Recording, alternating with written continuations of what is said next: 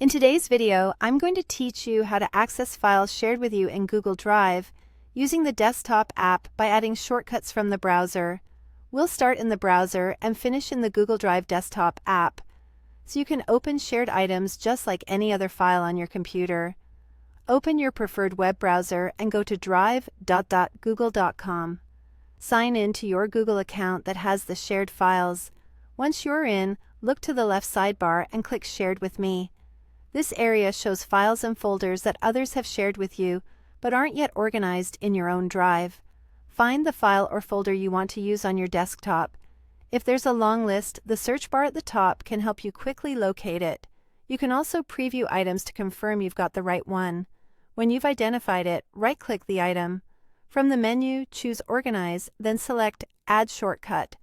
This option creates a pointer to the shared item in a location you choose in your My Drive, without duplicating or moving the original. It keeps the original owner, permissions, and storage intact, which is great for collaboration and saves space. Now choose a folder in My Drive where you want this shortcut to live. Pick a spot you use regularly so it's easy to find later. You can place it in an existing project folder or create a clean area for shared resources you access often. When you're ready, click Add Shortcut. Remember, a shortcut is just a link to the item. Renaming or moving the shortcut doesn't change the original file, and your access still depends on the permissions granted by the owner. Next, open Google Drive for Desktop on your computer. With the app running, your My Drive appears like a regular folder in File Explorer on Windows or Finder on Mac OS. Navigate to the folder in My Drive where you added the shortcut. You'll see the shortcut icon, and you can open it just like any file.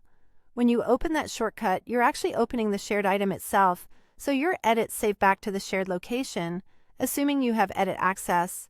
If you only have view permissions, you can still open and read the file from your desktop. That's all there is to it.